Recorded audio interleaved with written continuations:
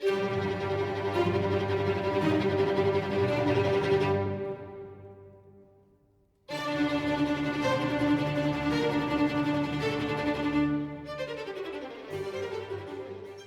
l'été commence le 21 juin?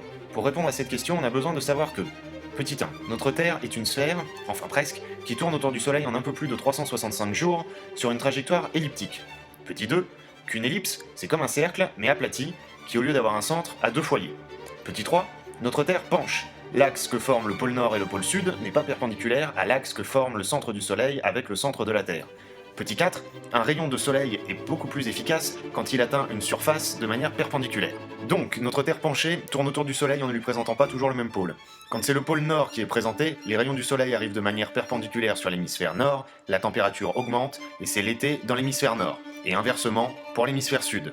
Quand le pôle Nord est le plus exposé au Soleil, c'est le solstice d'été, le jour le plus long de l'année pour l'hémisphère Nord. Inversement, quand le pôle Sud est le plus présenté au Soleil, c'est le solstice d'hiver, le jour le plus court de l'année pour l'hémisphère Nord. Entre ces deux solstices, on retrouve l'équinoxe de printemps et l'équinoxe d'automne, qui sont les deux jours de l'année où les pôles Nord et Sud sont présentés de la même manière au Soleil, et où le jour et la nuit ont exactement la même durée. Attention, c'est maintenant que ça se complique. La trajectoire de la Terre étant elliptique, la deuxième loi de Kepler nous apprend que sa distance au Soleil n'étant pas constante, sa vitesse varie. Le temps pour passer de chaque équinoxe à un solstice et de chaque solstice à une équinoxe n'est donc pas le même tout au long de l'année.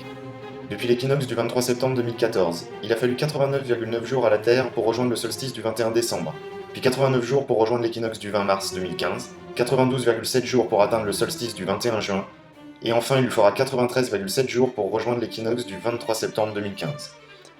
La Terre ne tournant pas exactement autour du Soleil en 365 jours, ces dates varient donc de plus ou moins un jour en fonction des années, les années bissextiles et autres subterfuges nous aidant à tout remettre dans l'ordre de temps en temps. En Occident, en suivant le calendrier grégorien créé en 1582 à l'instigation du pape Grégoire XIII, les saisons commencent aux dates des solstices et des équinoxes. Et voilà, l'été commence donc le 21 juin. Mais ce n'est pas le cas partout. En Chine, les solstices et les équinoxes ne définissent pas les débuts des saisons, mais les milieux.